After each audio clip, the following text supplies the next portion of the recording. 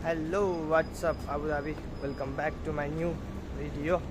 आयो तपाईँहरू सबैजना सन्चै हुनुहुन्छ होला।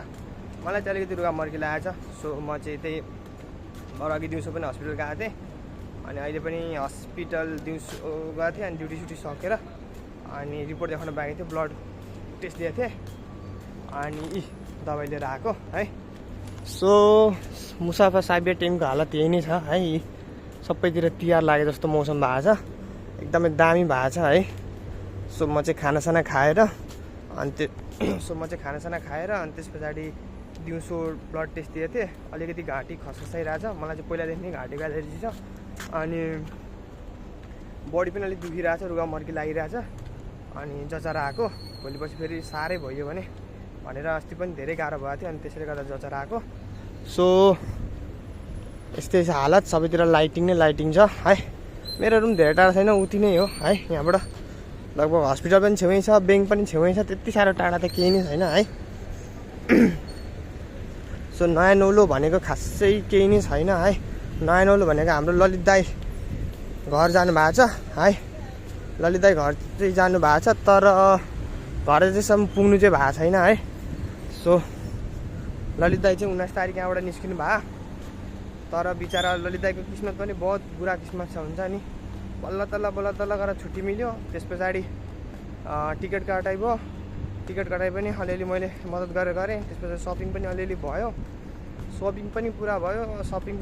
त्यस पछाडि यहाँबाट जानुभयो, बेङ्गलोरमा ट्रान्जिट थियो अनि त्यहाँ ट्रान्जिट थियो, त्यहाँनिर पनि 4-5 घन्टा वेटिङमा बस्नुभयो। त्यस पछाडि के भन्छ त्यहाँबाट नेपाल जानुभयो। नेपाल जानुभएको दुईवटा लगेज थियो, एउटा लगेज थियो अनि एउटा कार्टुन थियो है। एउटा लगेज थियो, एउटा कार्टुन थियो अनि कार्टुन चाहिँ पुगेछ, लगेज चाहिँ पुगेन छ। त्यस पछाडि फेरि एक दिन त्यहाँनिर क्याम्बो सरको दाइको घरमा बसेर लगेज लिएर जानुभयो। फेरि पावर ब्याङ्क फ्याँक्दैछ फेरि लगेजबाट। फेरि गाडी चढेर जानुभएको, मुङ्लिनमा फेरि के भन्छ पहिरो गएर बाटोमा अड्किरहनु भएको छ। सो दाइ 19 तारिक निस्किनु भयो, तर अझैसम्म घर पुग्नु भएको छैन। आज 23 तारिक भइसक्यो।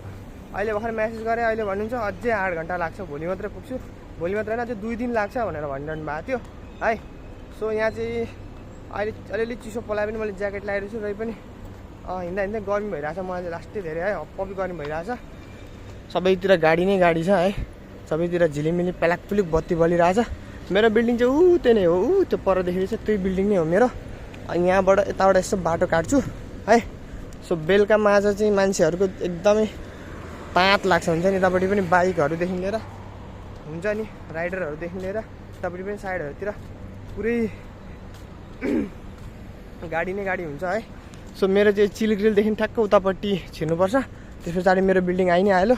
सो यो दबाई चाहिँ 7 दिन खानु भनेर दिएको छ है। सो रुममा चाहिँ लास्टै धेरै चिसो हुन्छ क्या। सो त्यो चिसोले गर्दा पनि होला जस्तो लाग्दैछ, किनभने मौसम चेन्ज हुने त बेला भएकै हो है। मौसम चेन्ज हुने बेला भएकै हो, त्यसै गर्दा बिरामी पर्नु त सामान्य नै हो। र पनि ज्वरो चाहिँ आएन। म चाहिँ ज्वरो आएपछि हस्पिटल जान्छु भनेर सोचिरहेको थिएँ, तर ज्वरो आएन। त्यही नै अब दबाई सबै खाएर अलिकति यो घाँटीमा अलिअलि खसखस छ अनि अलिकति बडी दुखिरहेको छ, खुट्टा दुख्छ क्या हुन्छ नि। अनि त्यही नै हो है। सो दसैँ पनि आयो, सबैलाई दसैँको धेरै धेरै शुभकामना। Happy Dashain to all my subscribers है, मेरो 29 जना सब्सक्राइबरलाई है।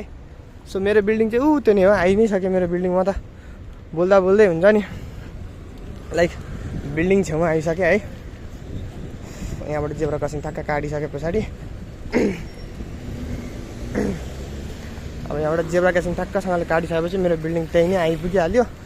अनि त्यस पछाडि अब रुममा त अब सबैजना सुतिसक्यो होला, म पनि दबाई सबै खान्छु अनि त्यस पछाडि सुत्छु है। सो यही नै हो। हेर राति चाहिँ जस्तो दामी झिलिमिली पाराले हुन्छ है सबैतिर है। हेर मान्छेहरू सबै राति नै बाहिर निस्किन्छन्, हामी चाहिँ गएर मस्तसँग सुत्ने हो है।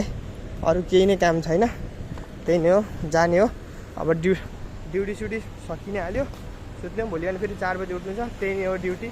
अब कामसम्म चेन्ज गरौँ भने त्यो पनि अब भिसा बन्द भइहाल्यो है। नेपालको भिसा अहिले बन्द भएको छ है दुबईको लागि, त्यो अस्तिको प्रोटेस्टले गर्दाखेरि। यसो न ठिक है। सो यही नै हो मेरो बिल्डिङ। यो लाहोरको ठ्याक्कपट्टिको बिल्डिङ चाहिँ हाम्रो बिल्डिङ हो है। मान्छेहरू यत्र त कुदिरहेछन् अझैसम्म, हेर कोही काम गरिरहेछन् है। सो म चाहिँ अब जान्छु। मैले त अघि खानासाना खाइसकेको थिएँ, धन्न अलिक छिटो भयो है। 10:30 11 बजिसक्यो। अब सुत्छु म, हुन्छ नि लाइक किनभने बिहान फेरि मैले छिटो उठ्नुपर्ने छ है। फेरि निन्द्रै लाग्दैन आजकल मलाई, के भएको छ है, आई डोन्ट नो है। निन्द्रै लाग्दैन, कस्तो मुस्किलले सुत्नुपर्छ है, लास्टै धेरै गाह्रो पर्छ हुन्छ नि। अनि त्यही भएर म चाहिँ गएर अब एकछिन दबाई सबै खान्छु। अनि त्यस पछाडि 7 दिन खानुपर्ने छ। एउटा झोल दबाई दिएको छ, एउटा ट्याब्लेट दबाई दिएको छ। सो त्यही नै हो, दबाई सबै खान्छु अनि सुत्छु हुन्छ नि। अलिक धेरै दिनदेखि भ्लगहरू पनि बनाएको छुइनँ हुन्छ नि, काहीँ नि गएको छैन, बिरामी भएर रुममै बस्यो है। सो त्यही नै हो गाइज है, like share and subscribe to my channel है। सो त्यही नै भन्न चाहन्छु है। टेक केयर, रुगा मर्की लाग्छ है। त्यही नै हो, बाई एन्ड टेक केयर। र सब्सक्राइब गरिदिनु होला है।